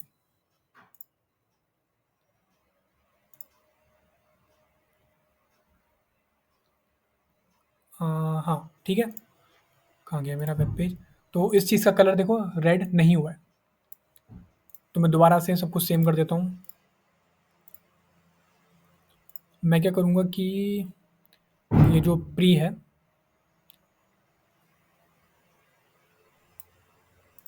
इस प्री को मैं दोबारा हटा देता हूँ। ये मेरा अब दोबारा से वेब पेज सेम हो गया होगा। तो आप आई होप समझ गए होगे कि उसके लिए डायरेक्ट चाइल्ड होना ज़रूरी है। अ, जो मेरा ये वाला सिलेक्टर है, ये चाइल्ड सिलेक्टर है, इसके लिए डायरेक्ट चाइल्ड होना चाहिए, मतलब कि डिव का डायरेक्ट चाइल्ड होना चाहिए पी, ग्रैंड चाइल्ड नहीं होना चाहिए। अब हम बात करेंगे डिसेंडेंट सिलेक्टर के बारे में, जो कि ये पहला वाला है, जिसकी जिसको हम कैसे देते हैं, स्पेस देके। मैं थोड़ा ये मिटा देता हूँ, बड़ा कंफ्यूजन हो जाता है बीच बीच में। चाइल्ड सेलेक्टर पढ़ लिया, अब पढ़ेंगे डिसेंडेंट सेलेक्टर। इसमें क्या होता है कि किसी भी लेवल पे आपका चाइल्ड हो तो वो प्रॉपर्टी अप्लाई हो जाएगी। इसको हम कैसे देते हैं? स्पेस देके देते हैं। इसका क्या मतलब है कि डिव डिव के किसी भी लेवल पे पी होगा, चाइल्ड हो सकता है, ग्रैंड चाइल्ड हो सकता है, ग्रैंड चाइल्ड का भी ग्रैंड चाइल्ड हो सकता है, ठीक है। लेकिन जो चाइल्ड सेलेक्टर है उसका ये जो डिव है, इसका डायरेक्ट चाइल्ड होना चाहिए पी। तो ये हो गया मेरा चाइल्ड सेलेक्टर, और ये हो गया मेरा स्पेस सेलेक्टर। इसमें क्या होता है, किसी भी लेवल पे, देखो मैं अपना पहले वाले एग्जांपल पे दोबारा वापस आता हूँ। मैं क्या करूँगा, डिव लूँगा, आईडी दूंगा पेरेंट, अंदर एक डिव बनाऊंगा, उसको आईडी दूंगा मैं चाइल्ड, और उसके अंदर मैं लूँगा एक और डिव, उसके अंदर मैं लूँगा पी टैग, उसमें लिखूँगा लॉरेन, सिर्फ लॉरेन लिखूँगा। मैं आऊँगा, देखो सिर्फ लॉरेन लिखा आएगा। दोबारा अपने वेब पेज में आता हूँ, अब मैं क्या करूँगा, आईडी आईडी पेरेंट, इसका मतलब कि अभी क्या सिलेक्ट हो गया, जिसकी आईडी पेरेंट है, तो ये पूरा एलिमेंट सिलेक्ट हो गया मेरा। अब मैं दूंगा स्पेस, स्पेस का मतलब है कि डिसेंडेंट सिलेक्टर आप यूज़ कर रहे हो। ये देखो स्पेस से दिया जाता है ऐसे, और इसके आप किसी भी लेवल पे कोई भी एलिमेंट को आप प्रॉपर्टी दे सकते हो। जैसे कि ये जो पी है मैं इसे देता हूँ, मैं इसमें पी लिखता हूँ और लिखता हूँ कलर रेड। अब मैं सेव करूँगा, देखो रेड हो गया। ठीक है, मैं इसके अंदर एक और डिफ बना देता हूँ और इस लॉरम को मैं इस डिफ के अंदर रखता हूँ। देखो वो अब भी रेड रहेगा, अब भी रेड है, क्योंकि इससे क्या होता है, ये जो मेरा डिसेंडेंट सेलेक्टर है वो क्या करता है कि पेरेंट के अंदर किसी भी लेवल पे, मतलब चाइल्ड हो, ग्रैंड चाइल्ड हो, कुछ भी हो, उसके अंदर होना चाहिए बस, उसके अंदर किसी भी लेवल पे, तो वो उसे प्रॉपर्टी दे देगा। तो ये बहुत यूज़फुल है, बहुत यूज़ होता है इसका। तो ये है मेरा डिसेंडेंट सेलेक्टर। डिसेंडेंट सेलेक्टर हो गया, चाइल्ड सेलेक्टर हो गया। अब हम दो सेलेक्टर की बात करेंगे, थोड़े से एडवांस हैं और काफ़ी बार मैं यूज़ नहीं करता है नॉर्मली। मैं तो वैसे आईडी और क्लास यूज़ करता हूँ नॉर्मली, लेकिन उससे क्या फ़र्क पड़ता है, मैं भी क्या-क्या बोलने लग जाता हूँ बीच-बीच में, जो भी है। बात करते हैं हम एडजेसेंट सिबलिंग सेलेक्टर और जर्नल सिबलिंग सेलेक्टर के बारे में।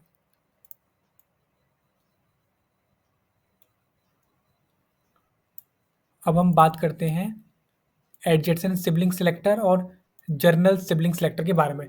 तो दोनों के दोनों सेलेक्टर सेलेक्ट करते हैं हमारे सिबलिंग को। सिबलिंग क्या होते हैं, भाई बहन, ठीक है ना। देखो अपने कोड में मैं आता हूँ, मैं इसको मिटा देता हूँ और मैं दोबारा से आके क्या करूँगा, मैं एक पी टैग लेता हूँ और उसे मैं एक आईडी देता हूँ S1 और एम लिखता हूँ और मैं एक और बनाता हूँ पी टैग,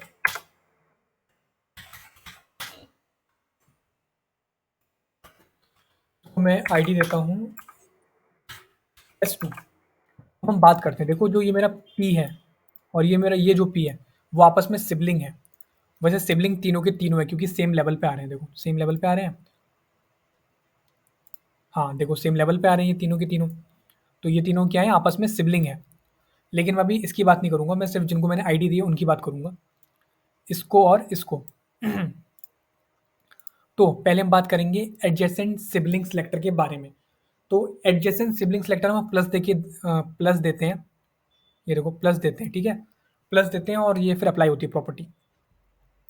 इस प्रॉपर्टी में क्या होता है कि जो आपका डिव है, मैं अभी इसके एग्जांपल की बात कर रहा हूँ, इसका एकदम नेक्स्ट वाला सिबलिंग होना चाहिए ये, ठीक है ना। नेक्स्ट वाला सिबलिंग मतलब जैसे कि जो मेरा ये S1 है, इसका जो सिबलिंग है ये S1, S2 है, सिबलिंग है, लेकिन क्या है एकदम बाद में है, इनके बीच में कोई और एलिमेंट नहीं है, तो मैं इसका यूज़ करूँगा प्लस का।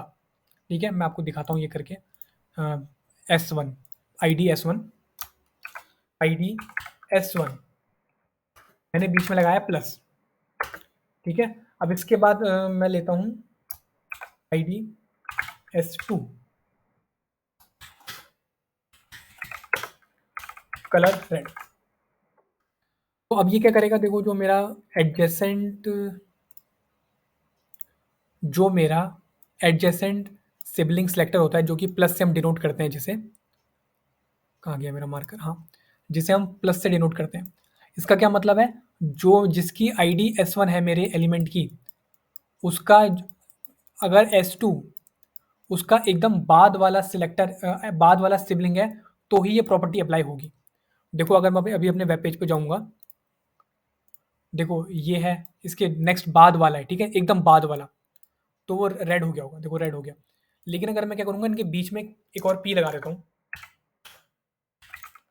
और उसमें लिखता हूँ लॉरेम, ठीक है। देखो अब क्या है, जो ये S1 है और ये जो S2 है, ये एकदम बाद वाले सिबलिंग नहीं है, इनके बीच में एक और सिबलिंग आ चुका है। ये थोड़ा सा कंफ्यूजिंग होगा लेकिन काफ़ी सही है ये। देखो अभी क्या है, जो मेरे पी एलिमेंट है उसकी जो आईडी है वो है S1, उसके जो बाद वाला एलिमेंट है जो कि उसका सिबलिंग है, लेकिन उसकी आईडी S2 नहीं है, वो तीसरा वाला है।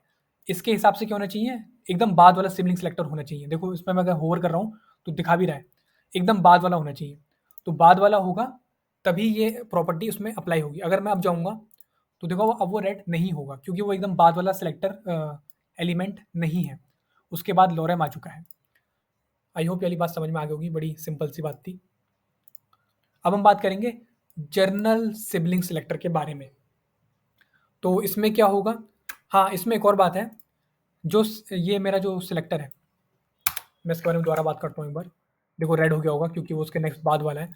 अगर मैं इसे ऊपर भी रख दूंगा ना, देखो मैं इसे कट करता हूँ, पेस्ट करके ऊपर कर देता हूँ, वो तब भी वो रेड नहीं हुआ होगा। देखो रेड नहीं हुआ, क्यों? क्योंकि वो उसके नीचे नहीं आ रहा ना। इसके लिए जो प्लस वाला ये जो मैं हम बात कर रहे हैं एडजेसेंट सिबलिंग सेलेक्टर, इसके लिए क्या होना चाहिए, इसको इसके बाद ही आना चाहिए, पहले नहीं आ सकता। ठीक है ना, पहले नहीं आ सकता और बाद के बाद भी नहीं आ सकता, एकदम बाद में आना चाहिए तो ही उस पर अप्लाई होगा। देखो अब भी अप्लाई नहीं होगा, ऐसे कट पेस्ट करके यहाँ दोबारा ले आता हूँ, तो देखो तो वो रेड हो जाएगा। तो ये हो गया हमारा एडजेसेंट सिबलिंग सेलेक्टर, जो कि है मेरा, कहाँ गई मेरी पीडीएफ, जो कि है मेरा ये वाला। ठीक है, ये हमने पढ़ लिया, ये पढ़ लिया, ये भी पढ़ लिया। अब हम पढ़ेंगे जर्नल सिबलिंग सेलेक्टर। ये क्या करता है, उसके सारे सिबलिंग को सिलेक्ट कर देता है, जर्नल सिबलिंग सेलेक्टर। ठीक है, उसका कोई भी सिबलिंग हो उसे सिलेक्ट कर देता है। जैसे कि अभी मैं क्या करूँगा, इससे पहले मैं हटा देता हूँ, सेव करता हूँ और मैं इन सबको भी हटा देता हूँ।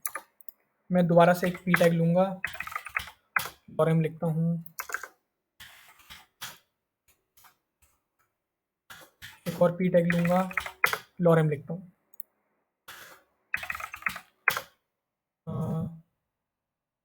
और एक और मैं पी टैग लूँगा नॉर्मली, और इसके अंदर भी लॉरेम लिखता हूँ। ठीक है, मैं दोबारा से वही काम करूँगा, आईडी दूंगा इसे S1 मतलब सिबलिंग 1, दूसरे वाले को आईडी दूंगा S2, इसका मतलब सिबलिंग 2।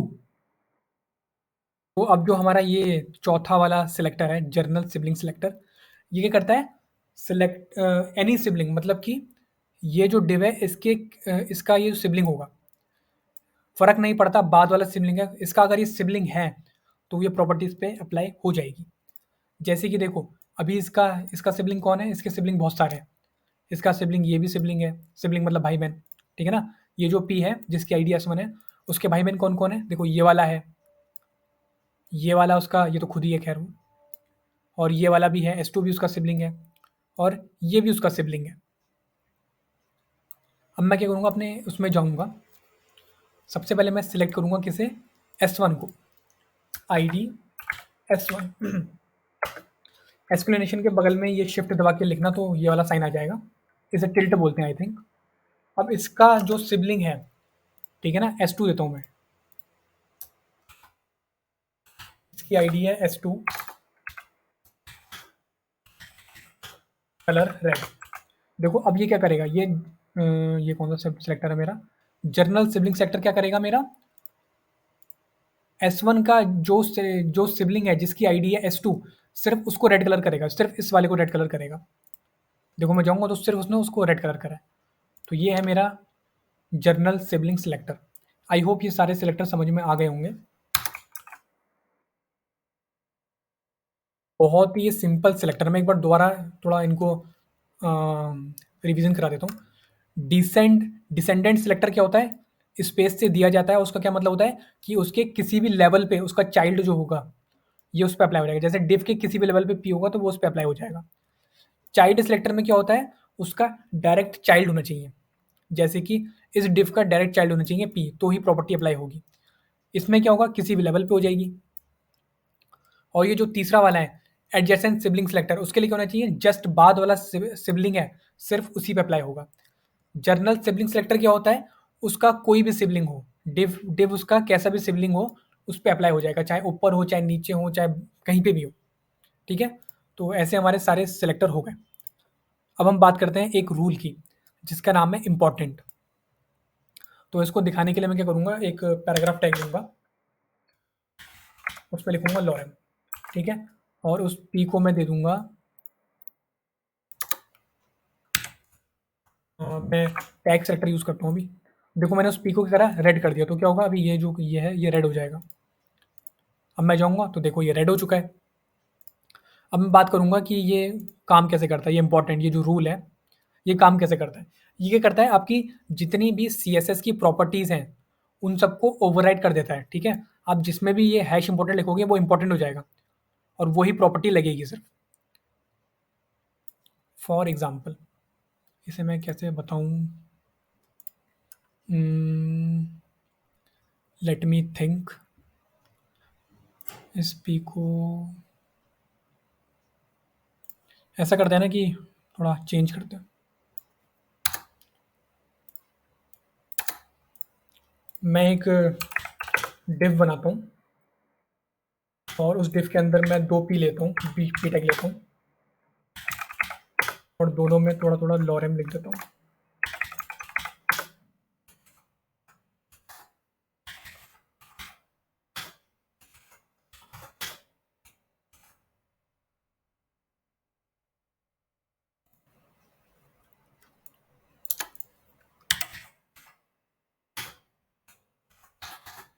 क्या हो रहा है ये मैं समझ नहीं पा रहा। बनाया मैंने एक, उसके अंदर मुझे 2 पी चाहिए।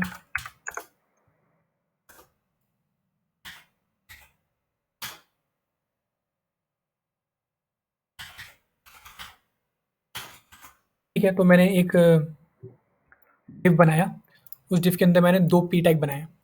मैं क्या करूँगा, डिव को रेड कलर दे देता हूँ।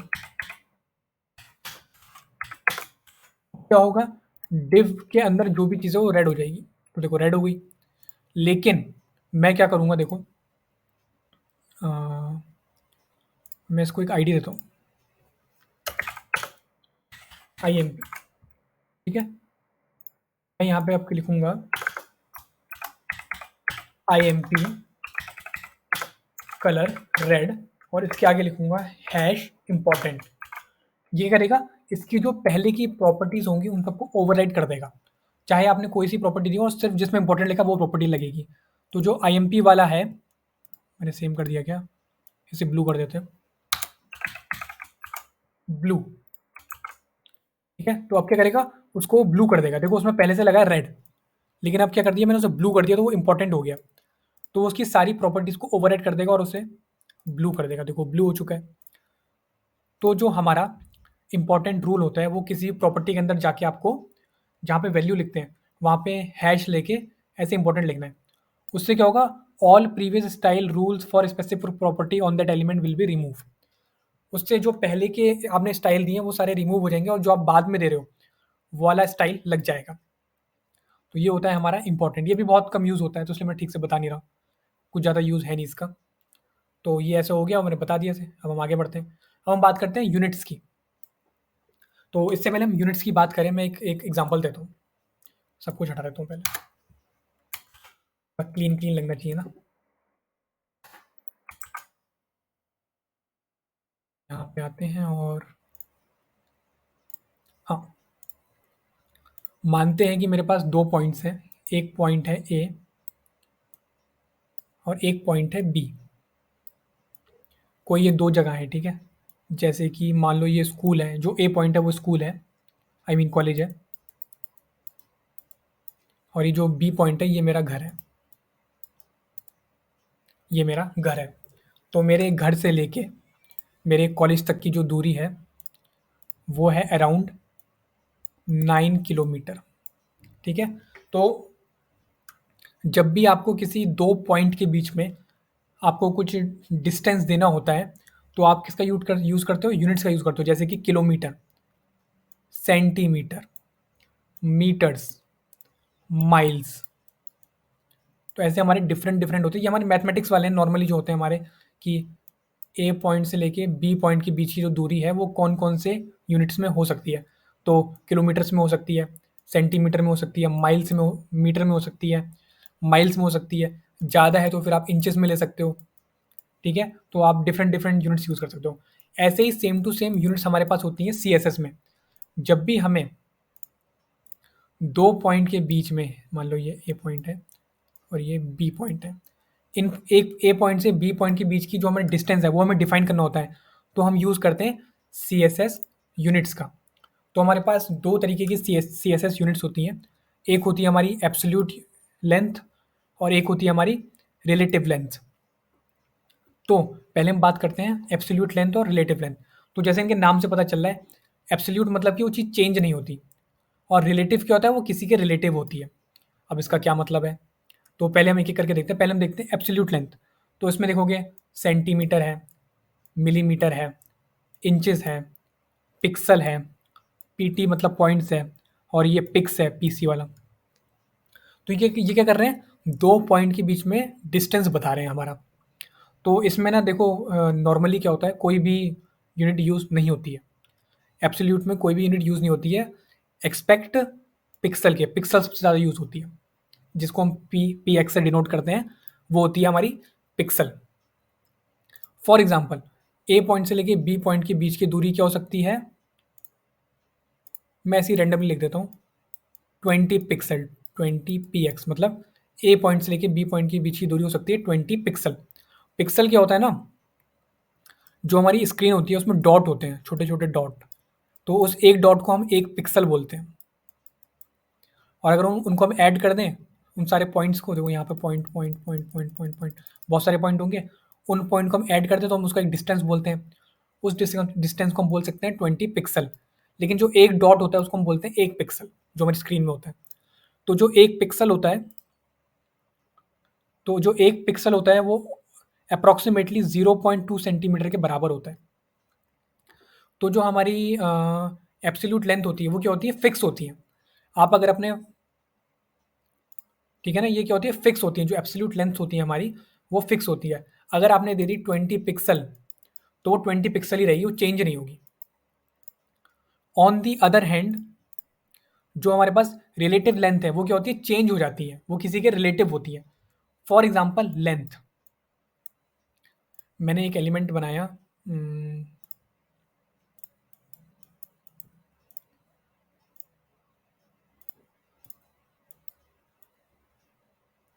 मैंने एक एलिमेंट बनाया, मैंने उसके अंदर एक और एक इमेज टैग डाला।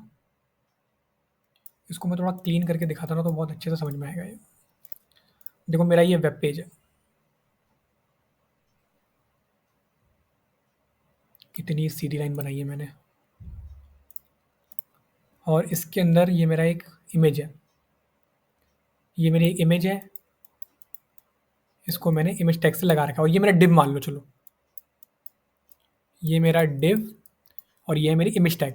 अगर मैं इमेज टैग को विड्थ विड्थ और हाइट दे दूं, किसमें, पिक्सल में, मान लो 100 पिक्सल हाइट दे दूं और 100 पिक्सल विड्थ दे दूं, तो ये क्या है, मेरी एक एब्सोल्यूट यूनिट है। पिक्सल क्या है, एक एब्सोल्यूट यूनिट है, मतलब उतनी ही रहेगी वो। ठीक है, मतलब कि 100 बाय 100 पिक्सल रहेगी, देखो इतनी की इतनी रहेगी, वो चेंज नहीं होगी। और अगर मैं क्या करूं, इनकी जगह मैं दे दूं परसेंटेज, इनकी जगह दे दूं परसेंटेज, जो कि मेरी एक रिलेटिव लेंथ है, तो क्या करेगी, जो उनका पेरेंट है, जो इमेज का पेरेंट है, इमेज का पेरेंट कौन है, मेरा डिव, तो वो हाइट और विड्थ अपने पेरेंट के हिसाब से लेगी। जैसे कि अगर मैं उसे 50 बाय 50 दे दूंगा, तो वो 50 हाइट लेगी और 50 विड्थ लेगी। यहाँ पे मैंने 100 लिख दिया है, तो 50 50 लिख देना यहाँ पे, 50 और 50। ठीक है, परसेंटेज ये क्या है, एक रिलेटिव यूनिट, वो डिपेंड करती है अपने पेरेंट के ऊपर कि मेरे पेरेंट की हाइट और विड्थ कितनी है। 50 50% लिखोगे तो जितनी उसकी पेरेंट की हाइट है उससे वो 50% हो जाएगी। ठीक है, तो अगर हम दोबारा अपने वेब पेज में पीडीएफ में आते हैं, अब हम देखते हैं, तो देखो हमारे पास डिफरेंट डिफरेंट यूनिट्स हैं। ई एम है, ई एक्स है, सी एच है, आर ई एम है, वी डब्ल्यू है, वी एच है, वी मिन है, वी मैक है, तो बहुत सारी यूनिट्स हैं हमारी रिलेटिव। तो इसमें बताता हूँ कि कौन कौन सी यूज़ होती है।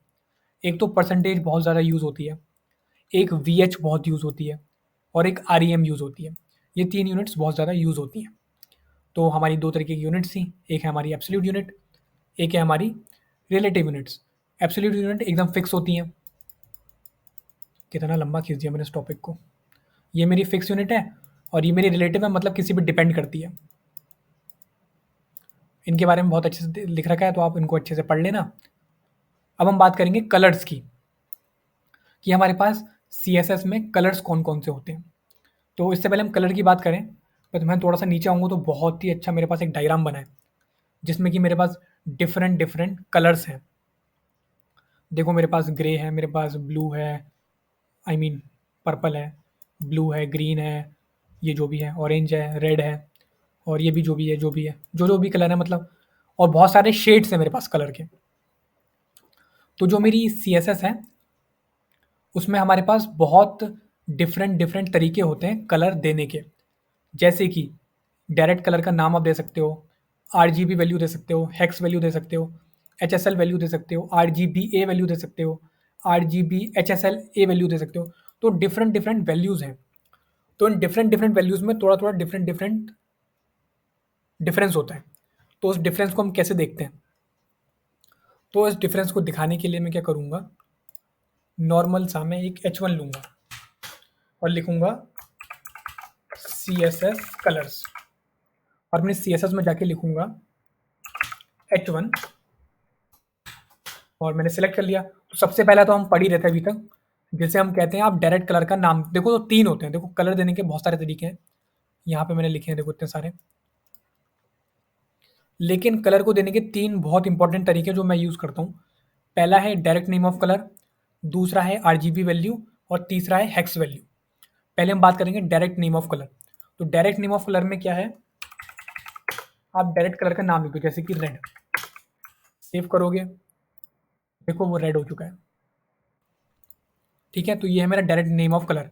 अब मैं इसे कमेंट कर देता हूँ और नीचे आता हूँ। अब मैं किसकी बात करूँगा, अब मैं बात कर दूंगा RGB वैल्यू की।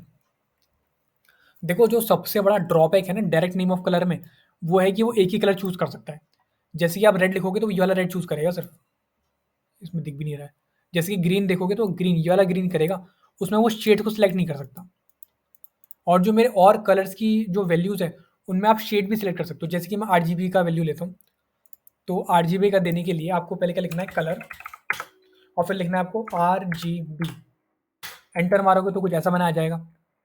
जो भी चीज़ है रिमूव कर दो और इसको डिफ़ॉल्ट वैल्यू में ले आओ, 0,0,0। इसके बारे में थोड़ी सी बात करना चाहूँगा।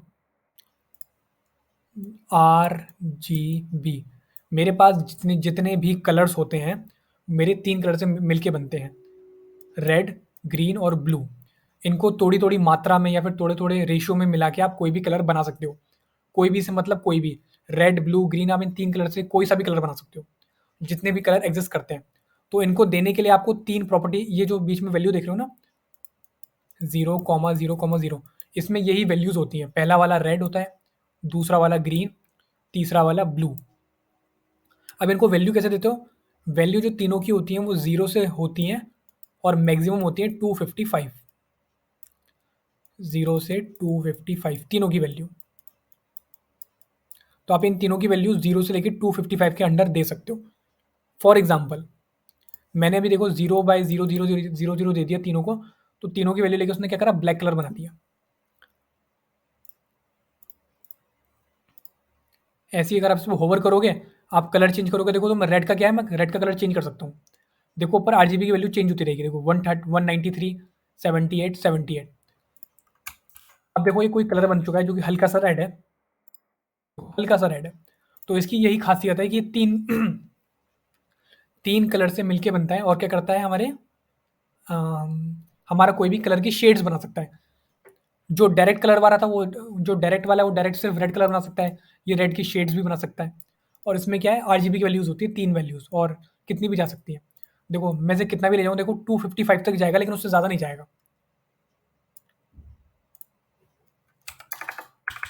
तो 255 पे कलर देखो एकदम रेड है, रेड कलर है, लेकिन उससे ज़्यादा नहीं जा सकता। इसमें भी आप कुछ भी रैंडम वैल्यू दे सकते हो। देखो मैं इसको चेंज करूँगा तो वैल्यू चेंज होती, कहाँ गया ये, वैल्यू चेंज होती रहेगी। ठीक है, तो ऐसे होती है हमारी RGB वैल्यू। तीसरी जो हमारी बहुत ज़्यादा यूज़ होती है, उसे बोलते हैं हम हेक्स वैल्यू। हेक्स वैल्यू क्या होता है, हेक्स वैल्यू भी सेम टू सेम ऐसे ही होता है, वो भी शेड्स देता है, लेकिन वो 3 RGB का कलर, RGB यूज़ नहीं करता। वो क्या करता है, कलर्स का शेड यूज़ करता है। उसको देने के लिए आपको हैश लिखना है और एक कोड होता है कलर का, जैसे ये कोड है। जैसे कि मान लेते हैं, इसको मैं कमेंट कर देता हूँ, चाहता हूँ, कलर लिखता हूँ हैश, ठीक है, मैं ये एच ई एक्स वैल्यू दे रहा हूँ 414141। देखो 4141 कुछ ग्रे कलर का, ग्रे कलर है, ये देखो ग्रे कलर टाइप बन गया वो, तो ये है मेरा ग्रे कलर। ऐसे ही अगर आप देखो अपने कलर पे होवर करोगे तो यहाँ पे अगर मैं क्लिक करूँगा तो डिफरेंट डिफरेंट कलर बनेंगे। देखो ये एच एस एल है, इसमें भी आप थोड़ा चेंज कर सकते हो तो वैल्यू चेंज होती रहेगी। ऐसे एच डब्ल्यू बी है, आठ जी बी हमने पहले ही पढ़ लिया, आठ जी बी की वैल्यू चेंज होती है। ऐसे ही आप करके देखो, यहाँ चेंज करो तो यहाँ भी चेंज हो रहा है, तो आप उसको चेंज कर सकते हो। मैं इसे दोबारा एच ई एक्स वैल्यू में ले आता हूँ, ये देखो ये आ गया इसकी एच ई एक्स वैल्यू। मैं सेव करता हूँ तो तीन तरीके थे मेरे कलर देने के सी एस एस में, तो मैंने तीनों के तीनों बता दिए। नॉर्मली वैसे या तो आर जी बी यूज़ करते हैं या फिर हेक्स वैल्यू यूज़ करते हैं। डायरेक्ट नेम ऑफ कलर भी बहुत कम यूज़ करा जाता है। नॉर्मली तो आर जी बी वैल्यू और जो हेक्स वैल्यू है वही यूज़ करते हैं, लेकिन बहुत सारे तरीके हैं, आप कोई सा तरीका यूज़ कर सकते हो, और मैंने सारे तरीके बता दिए। डिफरेंट डिफरेंट शेड्स हैं, डिफरेंट डिफरेंट कलर के, उनको यूज़ करने के लिए हम कलर यूज़ करते हैं। आगे बढ़ते हैं, बात करते हैं हम कमेंट की। तो सी एस एस के जो हमारे कमेंट्स होते हैं वो हमारे नॉन एग्जीक्यूटेबल होते हैं, तो कमेंट का हम बहुत तरह से यूज़ कर ही रहे हैं एक्चुअली। तो तो आपको ये लाइन खींचनी है, इसे हम स्लैश बोलते हैं, और स्टार देके इसके अंदर जो भी चीज़ होगी वो कमेंट बन जाएगी, और वो एग्जीक्यूट नहीं होगी। और कमेंट का बहुत ज़्यादा यूज़ होता है हमारे पास, सी एस एस में कमेंट का बहुत ज़्यादा यूज़ होता है। जैसे कि आपको कुछ देना है, यहाँ पे लिख लो कलर प्रॉपर्टी, कमेंट कर दोगे तो देखो कमेंट होगी, पता चल जाएगा। बाद में आप कभी आओगे प्रॉपर्टी देने कुछ, कि मैंने कौन सी प्रॉपर्टी दी थी यहाँ पे, तो आपको पता चल जाएगा। या फिर प्रॉपर्टी नहीं, आप जो भी लिखना चाहते हो उसको आप कमेंट कर सकते हो सी एस एस में। तो सी एस एस में हम ऐसे कमेंट करते हैं, यही हमारा सिंगल लाइन कमेंट होता है और यही हमारा मल्टी लाइन कमेंट होता है।